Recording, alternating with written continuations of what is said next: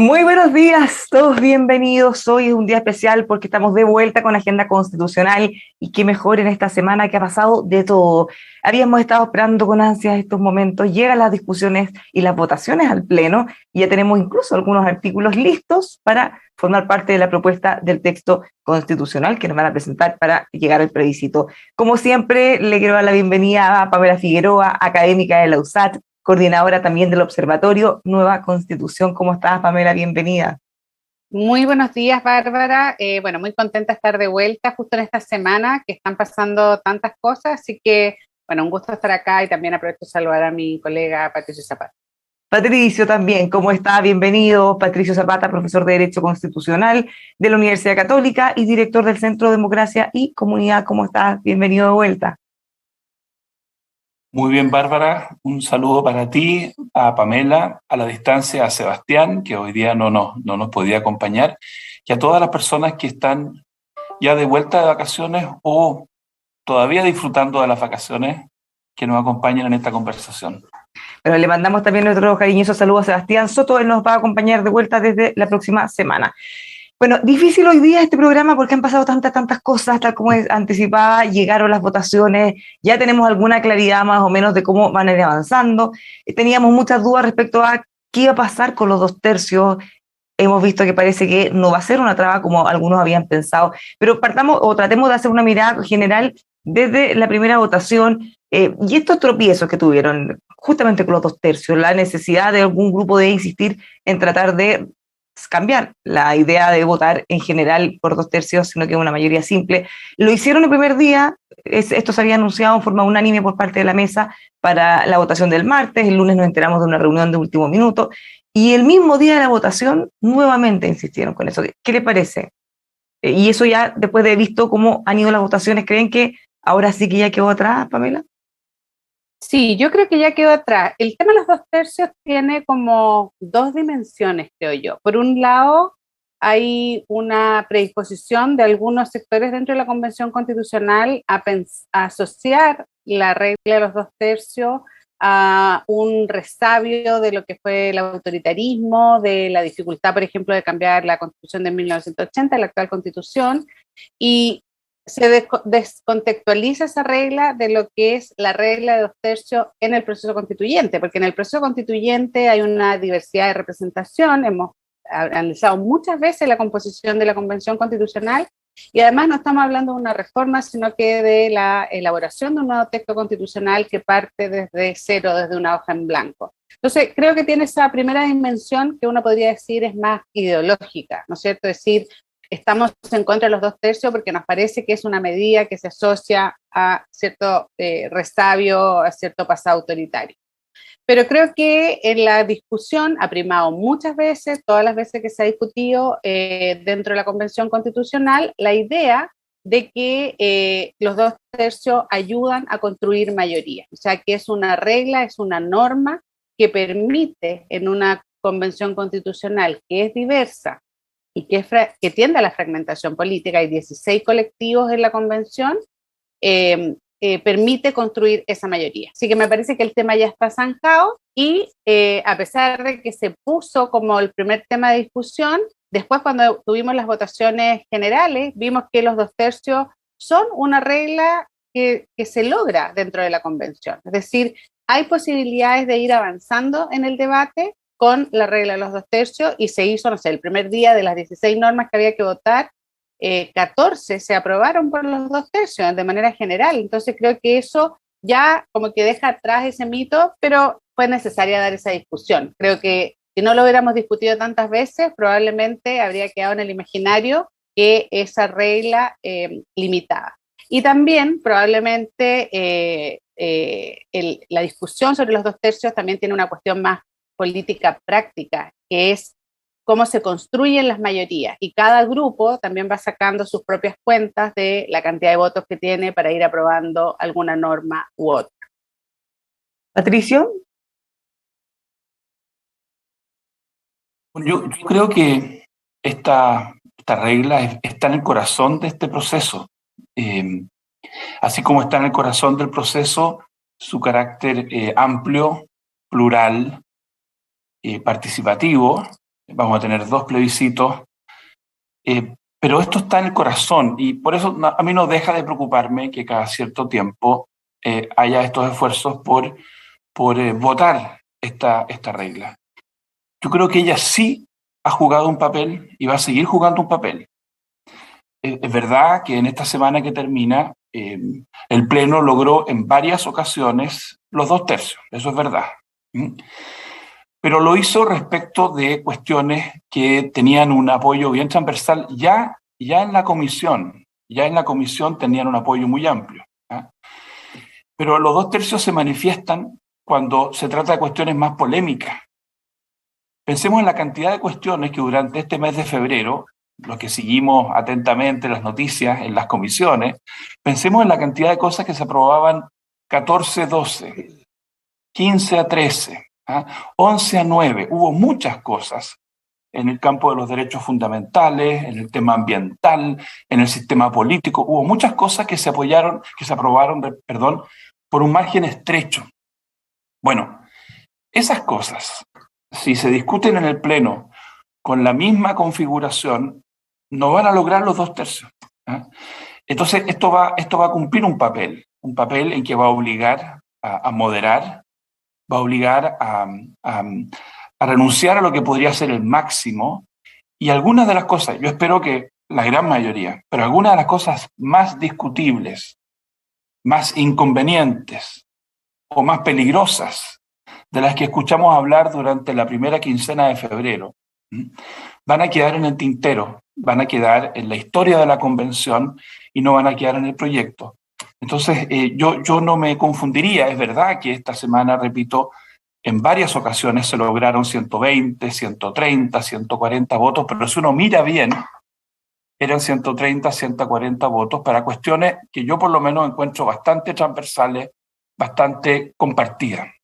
O sea, va a ser clave cuando llegue el informe de la Comisión de Medio Ambiente, por ejemplo. Ahí podría ser un escenario muy distinto al que hemos visto con las primeras comisiones, que tal como decía, ya la idea estaba un poco más masticada. Ahora, llama la atención que por el procedimiento se vota primero en general el símil a la idea de legislar, ¿cierto?, en el Congreso, y que habiendo, por lo menos ya en una de las comisiones, pasó el informe en general y después en particular, y algunas de las normas que habían sido aprobadas en general después no lo fueron en particular, lo que implica que, dado que tuvieron muchos votos igual, van a volver a la comisión. Eso muestra que hay más espacio del que quizás muchos estaban pensando para generar algunas mejoras. Yo creo que sí, es importante, Bárbara, ir recordando el procedimiento, porque nosotros que vamos siguiendo el proceso entendemos perfecto, pero como la Convención Constitucional tiene este procedimiento que es como lineal, pero que donde no hay acuerdo se puede volver a la comisión de origen, ¿no es cierto? Estas 7 comisiones, y hemos ido discutiendo por orden. Primero se debate y se vota en general, es decir, como decías tú, la idea de legislar, una idea aquí, tener acuerdos transversales en esas ideas generales que van por alguna manera señalando como el mapa de discusión de cuáles van a ser los temas que se van a pasar a discutir en específico. Pero es en la discusión en específico donde vamos a ver las diferencias, los énfasis, el nivel también de profundidad o de especificidad que van a tener las distintas normas. Y yo creo que ahí es como el principal desafío que tienen los convencionales, ¿ya? Que es ir construyendo esos acuerdos. Una de las características de la Convención Constitucional es que se ha ido construyendo una política que es de las identidades, ¿ya? Cada grupo, incluso cada convencional, ha querido ir mostrando su identidad política, social, proponiendo normas, proponiendo indicaciones, y por eso tenemos una gran cantidad de propuestas de normas e indicaciones que además suman las iniciativas populares de norma, que es otro tema que también hay que evaluar, porque también ha habido como esta discusión desde fuera de la convención de qué pasa con esas iniciativas populares de norma que tuvieron gran cantidad de apoyo, y luego las comisiones, como bien señalaba Patricio, con un grupos acotados de convencionales, desestimaron algunas y aprobaron otras, ¿no es cierto? Y con Entonces, súper poco debate, Pamela, porque eso generó mucho ruido, porque finalmente se tomaba, ya, vamos a mirarlo, 5 minutos, casi sin discusión, no, rechazado, fuera. Claro, Eso generó entonces mucha uno dice, frustración, claro, sobre todo los grupos exacto. que juntaron más firmas. Claro, y ahí la sociedad civil dice, bueno, nosotros nos organizamos, juntamos firmas, presentamos la norma, y después un grupo pequeño en una discusión rápida lo aprueba. Entonces viene toda esa discusión, qué pasa con los representantes, qué pasa con la participación, cómo funciona esto de las normas. Entonces, esta de identidades que se dan en todos los grupos, los 16 colectivos y al interior de los colectivos, ¿no es cierto? Ahora tiene un tremendo desafío, que es que tienen que construir mayorías, ¿ya? Y uno desde afuera observa que eso es el proceso que va a pasar ahora con la discusión en específico, ¿ya? Entonces decimos, ok, tenemos una idea general del sistema de justicia, tenemos una idea general de los derechos fundamentales, que es lo que hemos ido avanzando ahora de la forma de Estado, pero ahora, ¿qué significa cada uno de esos conceptos? Y ahí en específico ha ido mostrando la capacidad que tienen ciertos sectores de construir acuerdos mayoritarios o no. Y también, ¿no es cierto?, eso es bien importante que la Convención Constitucional lo vaya informando día a día de manera adecuada para que la ciudadanía nos vamos a hacer una idea correcta, ¿no es cierto?, de cómo avanza esa discusión, porque en septiembre probablemente vamos a tener un plebiscito ratificatorio que además es con voto obligatorio. Entonces es muy importante que ese sea un trabajo paralelo, no esperar a que una vez que ya se resuelva todo el texto se trate de informar. Y ahí, bueno, en las normas en específico, como bien tú señalabas, ya no hay ese nivel de aprobación, sino que muchas están volviendo a las comisiones y ahí va a haber ese margen de deliberación, de profundización, de acotar también los aspectos concretos que debiera tener el texto constitucional, y hay algunas normas que han sido aprobadas en específico, por tanto esas ya van al texto final que la ciudadanía va a tener que aprobar, pero creo que ahora ese es como el gran trabajo que tienen los convencionales, que es a partir de esa gran diversidad de posiciones, comenzar a tener esos acuerdos de cuáles son las normas que se deben incluir y que incluyan a todos los sectores. También recordemos que hubo una tensión con algunos convencionales de derecha que incluso se manifestaron en reflexión con respecto a su participación en la convención. Bueno, y creo que ese también es un punto importante de preocupación. Justamente ese punto voy a preguntar a Patricio, ¿qué le parece? Porque esto fue en la primera jornada de votación, cuando se votó el informe de la Comisión de Sistemas de Justicia, en que fueron aprobadas 14 de 16 normas, y con amplia mayoría, no solo raspando los 2/3 en muchas de ellas. No es la derecha, una parte de la derecha, quizá algunos convencionales de la UDI mostraron una frustración total, dijeron que se declararan en reflexión, que aquí ya había comenzado la destrucción del país y que ellos en realidad iban a hablar, cosas que fueron matizando con el paso de las horas y después descartaron la posibilidad de retirarse del proceso. Pero ¿qué pasa con eso? Nosotros hemos podido conversar con convencionales de derecha, no de la UDI necesariamente, y ellos dicen, bueno, estamos en esto, hay que seguir, hay que tratar de mejorarlo, no se puede ir renunciando en el camino, ni mucho menos adelantar una postura de rechazo, no, siendo que recién están empezando a ver cuál va a ser el texto. No había ninguna norma todavía que había llegado hasta esa instancia. ¿Cómo lo ves?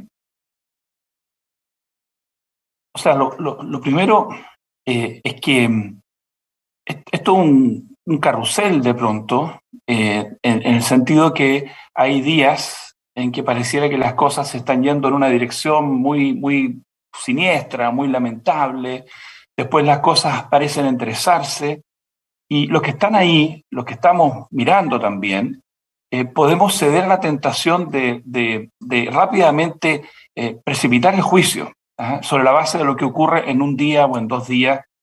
Y en eso yo creo que siempre hay que ser súper cuidadoso, súper cuidadoso. A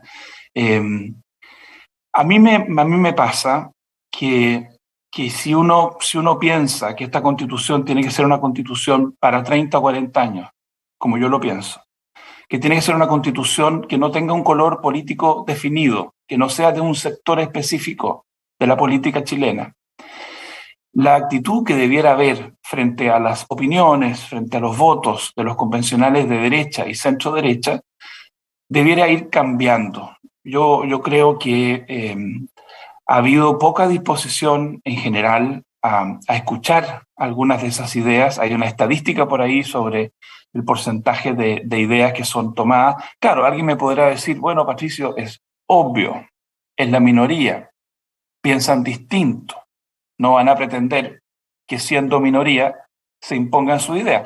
Por supuesto, ¿eh? Pero a veces pareciera ser que basta con que lo proponga algún convencional de centro derecha o que use un cierto lenguaje como para que la idea quedara inmediatamente descalificada. Hay cosas que son positivas que muestran que esto podría ir cambiando. Ya hay varias indicaciones que llevan la firma de convencionales de distintos sectores. Por ejemplo, hay indicaciones sobre el Banco Central, me llamó mucho la atención, donde hay firmas de convencionales comunistas y convencionales de Renovación Nacional. Interesante. O sea, está pasando en algunos temas. Entonces, a veces puede ser que algunos convencionales de derecha sientan que si no los escuchan, si no los toman en cuenta, si no los respetan, bueno, ¿para qué seguir contribuyendo? Estoy dejando al lado a aquellos que derechamente nunca han creído en este proceso, legítimamente votaron por el rechazo, creen que lo que va a salir va a ser terrible de todas maneras. Entonces esas personas obviamente están en un ánimo diferente, pero hay otro grupo de convencionales, yo quiero recordar, fueron 21 los que hace más o menos 2 meses atrás, encabezados por Larraín Mate y Monkeberg, hicieron un planteamiento sobre pueblos originarios bien interesante. Yo lo interpreté como estirar la mano y decir, mira, queremos conversar, esas cosas hay que retomarlas, hay que vivirlas más. Una última cosa sobre este punto.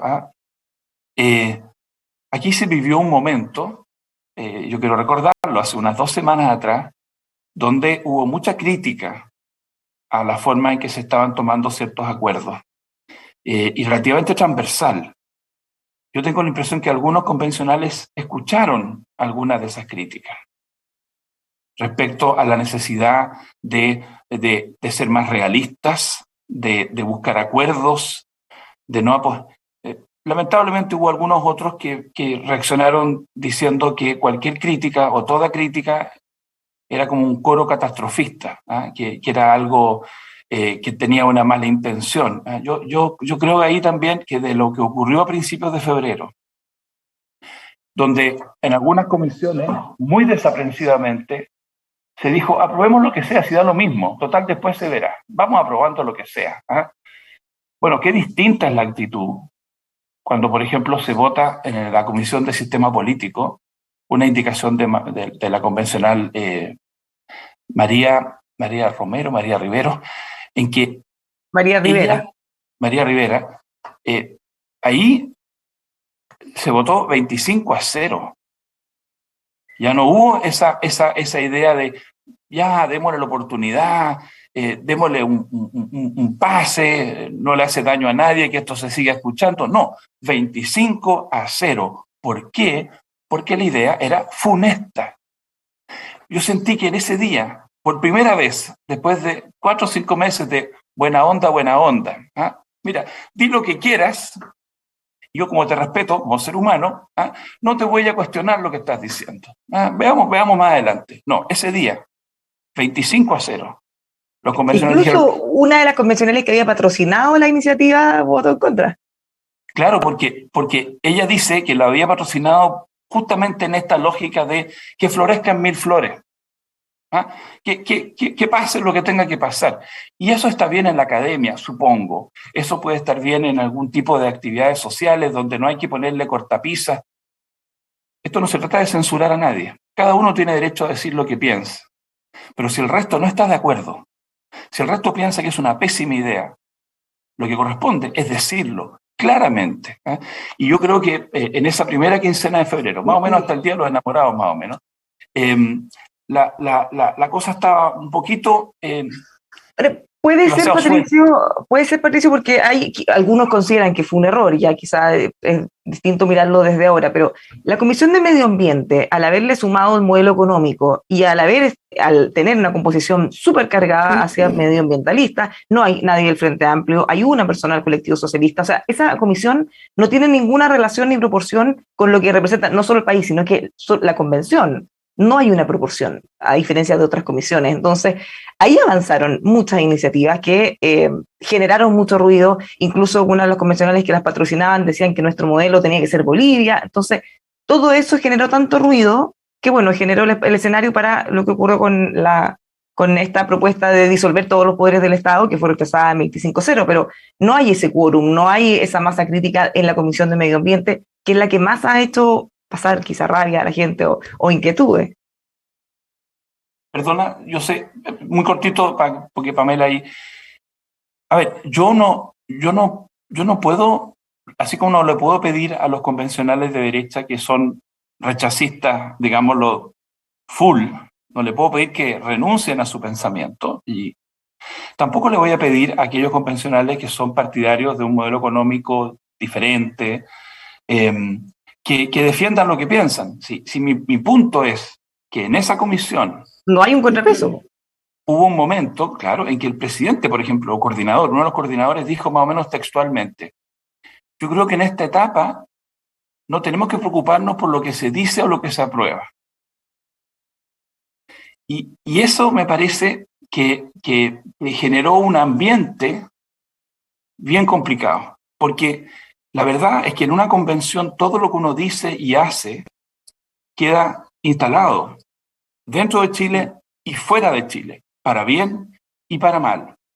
Yo le quiero pedir en todo momento a los convencionales que digan lo que piensan y no que dejen pasar ideas por un afán de una tolerancia malentendida. La tolerancia es respetar al otro, escuchar al otro, no descalificarlo, pero decir claramente: no estoy de acuerdo. Entonces, si resulta que hay una mayoría que no está de acuerdo con que se expropien todos los recursos naturales y que eso se pague por una fórmula que no cubre la justa compensación, si la mayoría no está de acuerdo, yo esperaría que lo dijeran y no se acomplejaran. Pamela, en general, cuando ocurría esto, lo que tuvimos como respuesta a los convencionales es: tranquilo, esto tiene que verse en el Pleno por 2/3, pero quizá hubiera sido mucho más esperable lo que dice Patricio. No que se quedaran en la forma o en decir: tranquilo, no hagan campaña del terror, quedan muchos pasos, sino más bien decir: tranquilos, por lo menos yo voy a rechazar esto. Entonces, de alguna manera, tener una pequeña certeza, más allá de que queden muchos pasos, es que eso no va a avanzar porque no hay apoyo para cosas como esa. Sí, yo coincido con lo que señalaba Patricio, que la Convención Constitucional es un órgano de deliberación política. O sea, las cosas que se plantean ahí, respetando la diversidad de todas las personas que tienen representación en la Convención, y sabemos que hay múltiples formas de ver los desafíos del país, los planteamientos que se hacen están en el contexto de una deliberación pública y política, ¿no es cierto? Es decir, uno hace planteamientos desde sus propias ideas, pero buscando construir acuerdos para un texto constitucional futuro, ¿ya? Entonces, la organización de la convención, el reglamento, es algo que es difícil evaluar cómo hubiese sido de otra manera, porque es lo que la convención pudo convenir, acordar, y es como lo estamos haciendo, es un proceso muy innovador. Entonces me parece que no profundizaría en eso. Eso es la forma que tenemos de hacer la discusión constitucional. Pero en esa lógica es importante que los convencionales no solamente quieran plantear sus ideas, ¿ya? Que es muy legítimo, sino que cómo esas ideas van conversando con las ideas de otros y se va construyendo esta mayoría. Por eso creo que es difícil esto que estamos hablando ahora sobre lo que creo que Bárbara decía, no tengamos complejos de repente decir que no estamos de acuerdo con algo y de tolerancia, que todo pueda estar sobre la mesa, ¿ya? Es decir, está bien que uno plantee una idea, pero si a uno no le parece y le parece que incluso, no sé, lo de la disolución de los poderes del Estado, algunos convencionales dijeron, esto no es democrático, ¿no es cierto? Disolver todos los poderes del Estado, no, está fuera del concepto democrático. Yo creo que ahí ya se pone como un límite, ¿no es cierto? Es decir, acá todos queremos una resolución de conflictos de manera democrática. Entonces, eso probablemente hizo como perder un poco de tiempo, ¿ya? Porque si uno hubiera avanzado más en la construcción de los acuerdos en las comisiones, el debate en el Pleno podría fluir un poco más rápido. Pero como si ocurrió con alguna de las creo que eso comisiones. es un aprendizaje en este punto, ¿ya?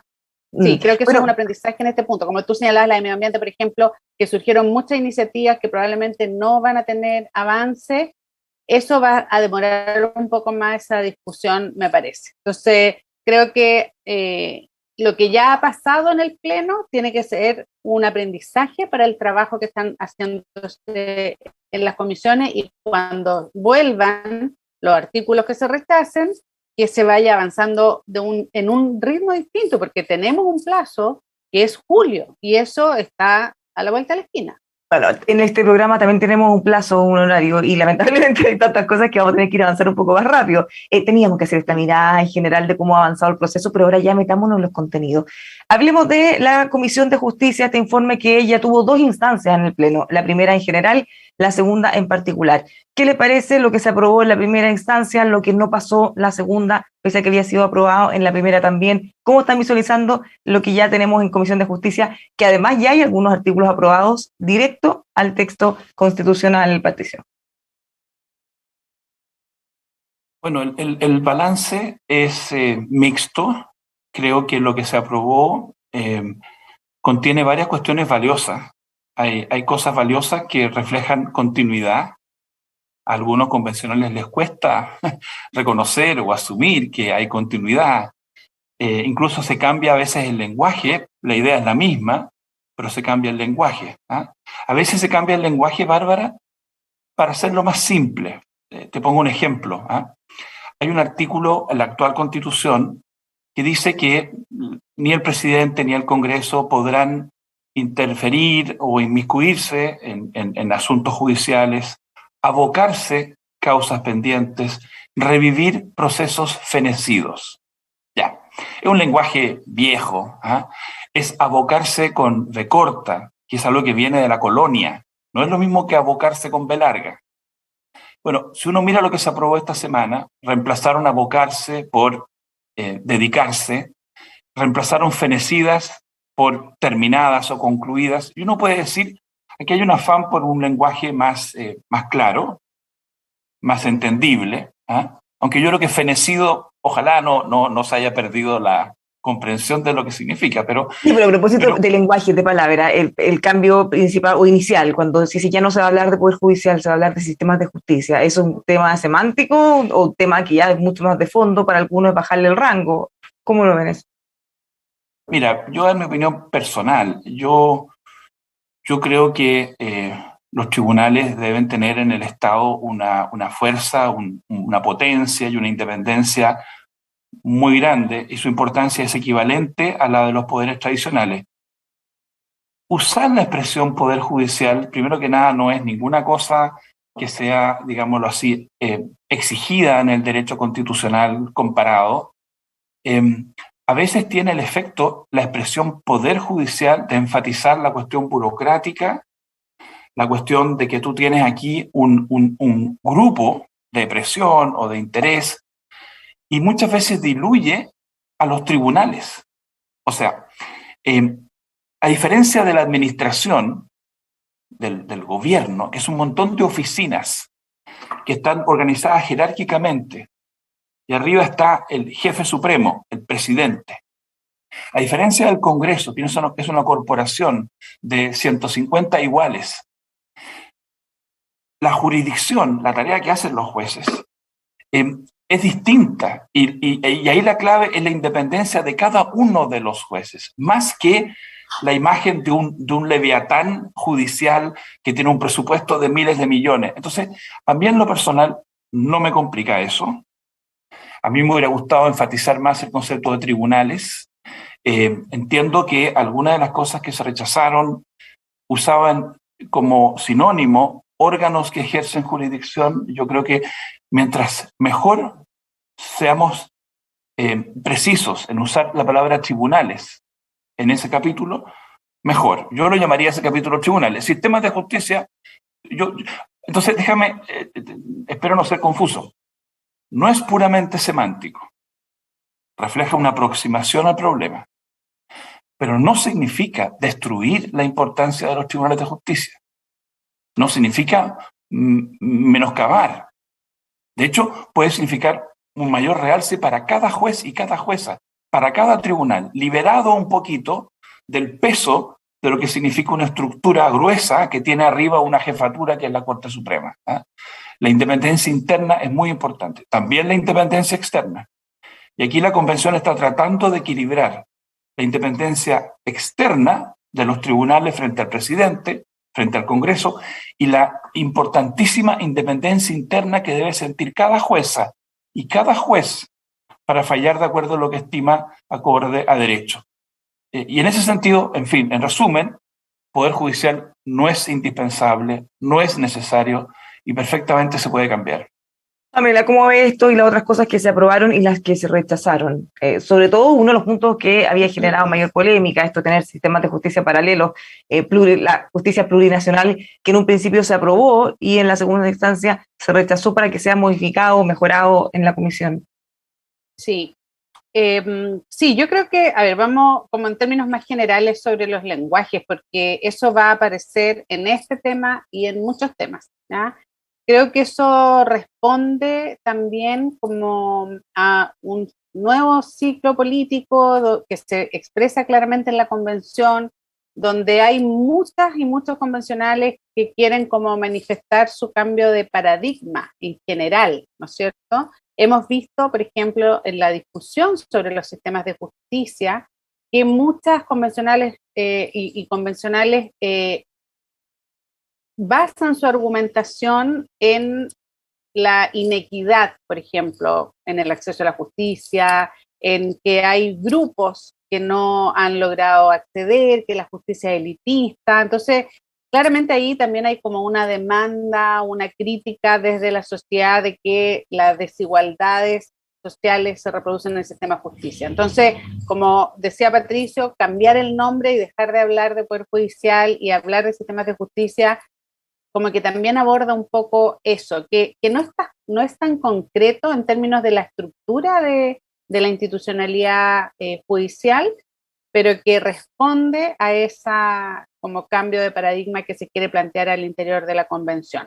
Yo coincido en que el cambio de nombre no necesariamente significa que la autonomía, ¿no es cierto?, del Poder Judicial o del sistema judicial disminuya su posición. Yo creo que es algo que tenemos que fortalecer, o sea, cualquier democracia en forma, ¿no es cierto?, requiere de un poder judicial, de un sistema judicial autónomo. Y eso me parece que ha ido apareciendo en la discusión de la Convención Constitucional con bastante claridad y que ha sido una de las ideas que se ha defendido con mucho énfasis. Pero también en esta idea de los sistemas judiciales han aparecido dos grandes temas que son transversales a la discusión constitucional, que es el tema de la plurinacionalidad, como tú lo señalabas, y también la perspectiva de género. Ya creo que además son normas específicas que se discutieron y que generan una novedad tanto en la estructura orgánica más institucional, administrativa del Poder Judicial, como en la visión que tiene que existir. Porque también el concepto de sistemas judiciales de alguna manera estaba muy asociado a la idea de la plurinacionalidad, es decir, cómo reconocemos, ¿no es cierto?, que hay otras naciones al interior del Estado chileno que tienen una conceptualización también del derecho de los sistemas de justicia distinto y cómo también reconocemos que el sistema judicial ha tratado a un grupo importante de la población, que son las mujeres, de una manera diferenciada, y creo que eso también está mucho en la discusión en específico, lo que está sucediendo ahora. Entonces me parece que está primando la idea de que el sistema judicial tiene que ser autónomo, tiene que ser fuerte para poder ser un contrapeso de los poderes ejecutivo y legislativo, ¿ya? Pero que también tiene que ir incorporando de alguna manera estas nuevas visiones del sistema de justicia al interior de la sociedad. Dado que el tiempo es súper acotado y que quienes nos están viendo han seguido con nosotros también todas estas aprobaciones, tratemos de ir a lo más concreto para que se pueda explicar las cosas que han avanzado y las que no. Había mucha inquietud de estos sistemas paralelos respecto a qué implica, qué tipo de leyes. Algunos lo ven como el fin de la igualdad ante la ley, otros dicen que esto se utiliza en muchos países, pero finalmente en los detalles va a estar todo. Y justamente después se rechazó en la discusión en particular. ¿Qué es lo que tenemos que esperar de esto, Patricio, para que quede algo bien razonable, que todos puedan aprobarlo ya con los 2/3? Si es que avanzara o finalmente desecharlo por completo. Claro, es que esta es una de las cosas que venía imperfecta desde la comisión, porque no quedaba claro qué significaba que estuvieran en un pie de igualdad estos dos sistemas. Porque si es igualdad, igualdad, igualdad, la verdad de las cosas es que en algún momento nos íbamos a encontrar en un callejón sin salida. Íbamos a tener que elegir en base a qué criterio. Tiene que haber una cúpula de cierre, una bóveda de cierre. Podrá ser una Corte Suprema que tenga un componente de plurinacionalidad, pero tiene que haber un momento y un lugar donde se resuelvan la duda, la contradicción, la tensión. No podemos tener en el territorio dos sistemas que sean perfectamente e igualmente soberanos, porque eso conduciría a una constante situación de caos, de confusión. Y yo creo que la convención se dio cuenta de eso porque aprobaron el principio, pero rechazaron la aplicación concreta. Aquí tiene que quedar clarísimo que hay una última palabra que está en la Constitución, que son los derechos fundamentales que están en la Constitución, que son para todas y para todos, y que tiene que haber un órgano que es el que tiene la última palabra. Eso no quita que uno incorpore la idea de que en nuestro territorio pueden coexistir distintos sistemas jurídicos, como te lo han comentado a ti varios convencionales. En Canadá, por ejemplo, está asumido desde hace un buen tiempo que coexisten el common law en el 80% de Canadá y el derecho continental de origen francés en Quebec. Y además el derecho de los pueblos originarios canadienses. O sea, entonces, yo me alegro. Y te pongo otro ejemplo. Se aceptó la idea con mucha fuerza de la independencia de los tribunales y se rechazó esto del límite temporal, ¿ah? Que yo creo que correctamente fue identificado como un error en la forma en que se planteó. No hubo 2/3 para ponerle un límite. Y ni siquiera llegó a discutirse, no ha llegado a discutirse la fórmula más aberrante de todas las que yo escuché en el verano, que es aquella que contemplaba una comisión presidencial que allá por el 2024 iba a tomarle un examen de grado a los jueces y juezas chilenos y que iba a aprobar a algunos, iba a rajar a otros. Eso se discutió en la comisión, en esta comisión, y tenía algún apoyo.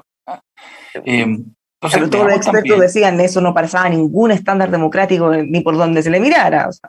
No, pero, es lamentable, te repito, que en ese momento de laissez-faire, lo mismo que con la iniciativa de María Rivera, dice, que lo habían puesto tapado con dedo. Hubo varias, y yo por lo menos siento que hay que tomar nota que el filtro de los 2/3 está operando. Lo otro que yo sé que estamos contra el tiempo, Bárbara. Aquí la clave es que haya tiempo para que se adviertan estas cosas. Y el sistema de votación a veces no lo permite mucho. Te fijas, tú discutes de 3 de la tarde a 10 de la noche, escuchas 60 discursos, 70 discursos, y después empiezas a votar. Entonces, la deliberación supone sopesar. Pero claro, estamos contra el tiempo. Literalmente en todos los sentidos, porque la convención está igual. Pamela, algo más del sistema de justicia, porque también hay muchas cosas que comentar de lo que ocurrió con formas de Estado, esta definición de Estado regional, plurinacional e intercultural, que ya avanzó hasta lo más allá. ¿No? Sí, solo del sistema de justicia, como para cerrar, me gustaría como resaltar que se aprobó esta norma de género es la primera norma de perspectiva de género que se aprueba en la Convención Constitucional. Entonces, Pamela, aprovechemos de abordar es eso. importante resaltarlo. Pamela, aprovechemos, de ojalá cómo pudieras. eso va a poder funcionar. Tenemos un pequeño problema con la conexión de Pamela, pero y la seguimos viendo. Pamela, ¿qué significa? Mucha gente, yo he visto que se cuestiona en las redes sociales, ¿qué significa que tengan que fallar los jueces con perspectiva de género? ¿Significa que tienen que tener un fallo distinto si es que hombre o mujer? ¿O qué consideraciones se tienen que tener? ¿Qué significa esto en fácil en la práctica? Sí, lo que la norma establece es como el concepto de igualdad sustantiva, ¿no es cierto? Que es incorporar como la contextualización de la situación que viven las mujeres. Hay el análisis que se hace como desde la perspectiva de género es que muchas de las situaciones que viven las mujeres, ¿no es cierto?, dentro de la sociedad es solo por su condición de mujer, ¿ya? Es decir, están en una situación distinta. Voy a tratar de poner un ejemplo que tiene que ver con una legislación que se hizo antes cuando se habló sobre los femicidios, por ejemplo, ya de que había algún tipo de delito hacia las mujeres solo por ser mujeres, ¿no es cierto? Y que antes no se consideraba, no se visualizaba que existía una violencia hacia la mujer por su condición de mujer dentro de la sociedad, transversal de niveles socioeconómicos, de etnias, de cualquier grupo. Entonces, lo que se busca es incorporar eso, ¿no es cierto? Que el sistema judicial tenga a la vista ya esta condición de la mujer y que se evalúe, y eso me parece que va a permitir que como sociedad también nos eduquemos, ¿no es cierto?, en esas diferencias y que se vayan superando, que yo creo que es hacia el futuro. Y lo otro que se busca también es que la composición del sistema judicial esté integrado por hombres y mujeres. Patricio, ¿algo que agregar de eso o nos vamos a formas de Estado? Y mira, primero compartir con nuestros auditores y compañeros de proceso. Esto de enfoque o perspectiva de género no se le ocurrió a la convención. Ya el año 1989, Chile ratificó la Convención contra toda forma de discriminación contra la mujer, el CEDAW. Y ahí en el artículo 5 se insta a todos los estados, esto se firmó bajo la dictadura de Pinochet. El protocolo facultativo se acaba de aprobar hace 6 meses. Se insta a todos los estados a tomar medidas eficaces para ir eliminando aquellos estereotipos o prejuicios que confirman o consolidan situaciones que ponen a la mujer en una situación de subordinación. Entonces, mirado de la manera más moderada posible, pedirle a un juez, una jueza que tome su trabajo, que interprete la norma con perspectiva de género, es que no asuma ciertos supuestos culturales, ciertos patrones culturales, de que la mujer es más débil, de que la mujer es más sensible, de que el hombre es más autónomo. Esos están ahí, están dando vueltas. Y cuando tú discutes en un tribunal ciertas cuestiones, por ejemplo, en materia de acoso, o en delitos sexuales, o en materia de discriminación en general, están dando vuelta esos prejuicios, esos estereotipos, y te impiden llegar a una solución que sea igual, auténticamente igual. Esto no va en contra de la idea de que toda persona es inocente hasta que se pruebe lo contrario. No significa que per se la voz de una mujer en un juicio va a valer más que la voz de un hombre en un juicio. No significa eso. Significa, así como en materia laboral, te pongo el ejemplo, en materia laboral, todo el derecho del trabajo está atravesado por la idea de que hay una asimetría entre el empleador y el trabajador. Y los jueces laborales funcionan con lo que se llama el principio pro operario. No se trata que siempre van a tener la razón los trabajadores, no. Hay veces que tienen la razón el empleador y hay que darle la razón al empleador. Pero tú interpretas las relaciones laborales asumiendo que hay una asimetría. O en materia de familia, el interés superior del niño es incorporar un criterio. No va a ser sencillo y, por supuesto, y aquí cierro, hay feminismos más radicales que entienden por enfoque de género y perspectiva de género una mirada, por ejemplo, que niega que puede haber cualquier diferencia que uno pudiera, digámoslo así, vincular con la biología.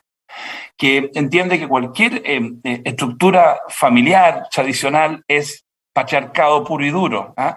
Que no le asigna un valor especial a la maternidad. Sí, hay feminismos más radicales, ¿ah?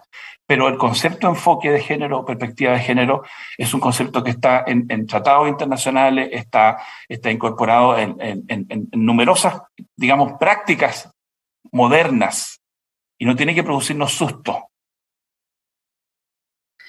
Vamos ahora sí a lo que avanza en la Comisión de Formas de Estado. En términos generales ya hablamos de este Estado regional, plurinacional, intercultural.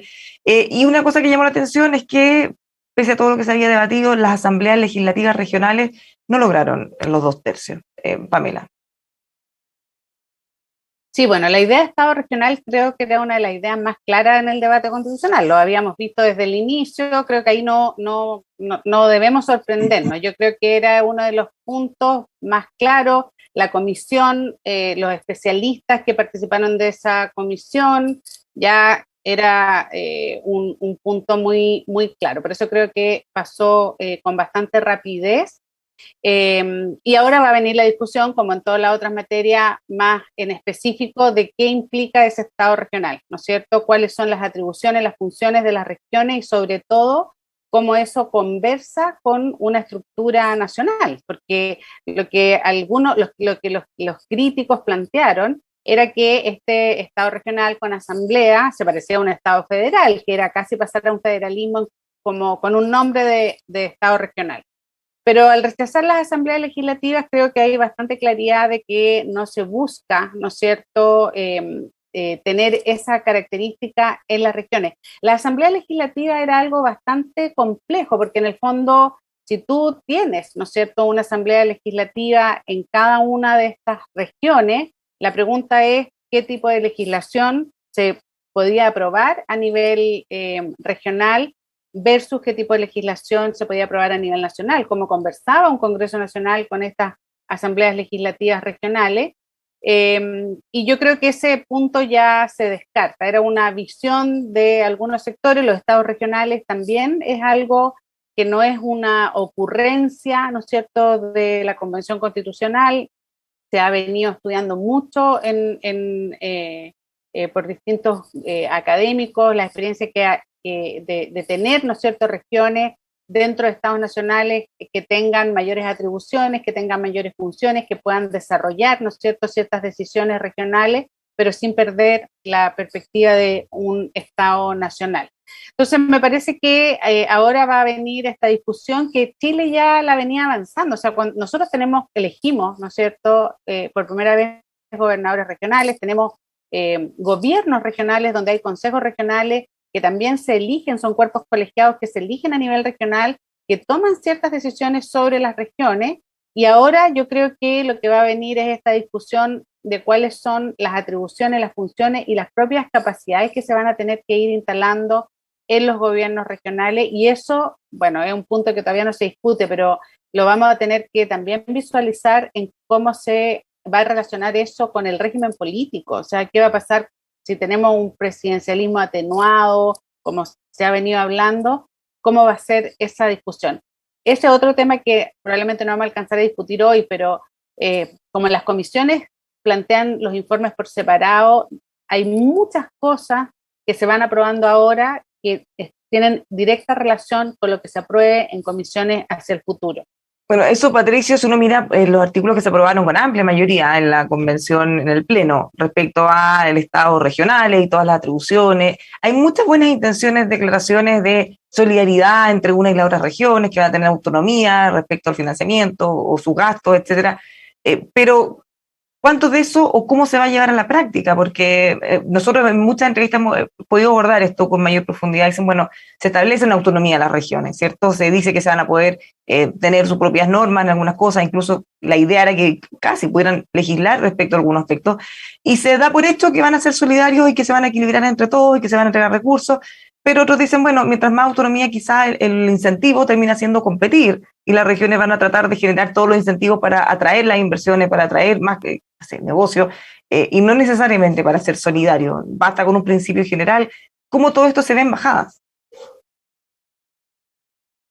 Bueno, yo creo que aquí hay efectivamente una amplísima mayoría de la Convención y de Chile, yo me atrevo a decir y de Chile, que está por ir superando el viejo Estado unitario chileno. Pero yo siento a veces que el modelo alternativo no ha sido explicado con suficiente claridad. Una posibilidad es que no esté suficientemente pensado, ¿ah?, en todos sus detalles. Y la otra es que haya habido problemas para explicarlo. Porque, por ejemplo, tú puedes decir, mire, los estados regionales o las provincias regionales, o en España se llaman comunidades autónomas, van a tener estas 7 facultades y las vamos a poner en la Constitución. 7. Van a comenzar con 7. Al cabo de cuántos años van a poder pasar a tener estas otras 3. Y tú defines claramente cómo se resuelve una contradicción cuando una de estas comunidades autónomas quiere hacer algo y se topa, ¿no es cierto?, con el gobierno central. Y hay una regla que resuelve la antinomia.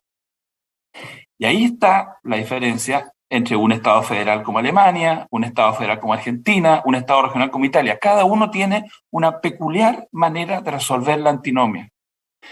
Y yo lo que escucho, cuando escuché hablar de las asambleas legislativas regionales, es que prácticamente iban a tener una especie de competencia general y podían hacer normas sobre todo aquello que no chocara con la ley nacional, que es la regla inversa de los estados regionales. Es una regla más bien federal. Pero por algo muchos decían, esto es un federalismo camuflado, disfrazado. No sé si camuflado, porque eso imputa una intención. Yo creo que es un regionalismo insuficientemente masticado o digerido todavía. Y eso, déjeme decirlo, que la persona que ha estado articulando esto con más fuerza, yo la encuentro particularmente brillante, como es Amaya Alves, y creo que ella está empujando una... Pero si tuviera que hacer una crítica, y yo creo que eso se reflejó en que no hubo 103 votos para estas asambleas legislativas regionales, es que no se ha explicado bien cómo conversa esa asamblea, porque nosotros sabemos lo que puede hacer un consejo municipal. O sea, y además había otros artículos que se rechazaron que les daban muchas atribuciones respecto a materias que podían legislar, entonces podíamos terminar con choques entre el Congreso Nacional y los congresos regionales, o Congreso en este caso. Espero que la comisión se tome las próximas, no sé cuántos tendrá, 1 o 2 semanas, en hacer una propuesta que haga más sentido práctico. Porque con la finalidad yo por lo menos no tengo ningún problema, yo la comparto completamente, regiones más fuertes, más autónomas, pero hay que tener cuidado con dejar cabos sueltos, porque las experiencias de descentralizaciones fallidas están a la vista, financieramente y normativamente. Están a la vista. Entonces eso hay que evitarlo, porque le haríamos un gran favor al centralismo. El centralismo nos dice, no, si Chile es centralista, y siempre nos recuerdan los centralizadores que tuvimos esta experiencia fallida federalista, ¿no es cierto?, el experimento federalista en 1826. Entonces, si esto se hace mal, créeme, Bárbara, en un año más vamos a tener una inmensa presión por deshacer todo esto y borrarlo. Porque está ahí latente el centralismo chileno, está ahí, no está muerto, está dormido nomás. Es muy similar a lo que nos ha pasado con los gobernadores regionales, que ya desde antes que los eligieran había muchas críticas respecto a cuáles iban a ser las atribuciones reales que tuvieran en su cargo, por ejemplo. O sea, ojalá tratar de dejarlo lo más redondito posible desde ahora y no todo abierto a eventuales judicialización o tener que interpretarlo todo con la ley, ¿no? Sí, yo creo que la coherencia y la claridad de funciones y atribuciones, y sobre todo, como decía Patricio, del objetivo que se busca. En cualquier diseño institucional, eso es lo que tiene que tener mayor claridad. ¿Qué objetivo buscamos? Fortalecer las regiones para que puedan, elaborar sus estrategias de desarrollo, utilizar sus recursos, mejorar la calidad de vida de sus ciudadanos. Esos objetivos hay que tener claridad y luego de acordar esos objetivos decir cuál va a ser el diseño institucional, porque a veces, ¿no es cierto?, como que le damos demasiada importancia a la experiencia comparada, que es relevante porque nos permite ver los logros y los fracasos también, pero creo que más importante en esta etapa que estamos diseñando nuevas instituciones es tener claridad de cuál es el objetivo, ¿ya? Yo creo que hay un objetivo claro de que no hay una voluntad de ir hacia un Estado federal, porque también sabemos que hay importantes desigualdades dentro de nuestro territorio y necesitamos tener una organización nacional que, como dicen los convencionales, tenga solidaridad, o sea, observe las distintas regiones. Lo que nos queremos alejar es de un centralismo exacerbado que desde la perspectiva de la gran mayoría de las regiones ha favorecido al centro del país. Entonces, en ese camino, que es fortalecer el desarrollo de las regiones de una manera más equitativa, cuáles son las mejores instituciones. Y ahí yo creo que es la tarea que tienen esta semana la comisión de volver a deliberar, mirar ideas, porque yo creo que hay varios expertas y expertos dentro de la convención y fuera de la convención que tienen ideas bien claras en esta materia, ajustar ese punto. Pero creo que hay en la idea general un avance importante, así que me parece que es interesante lo que está pasando en materia de forma de Estado.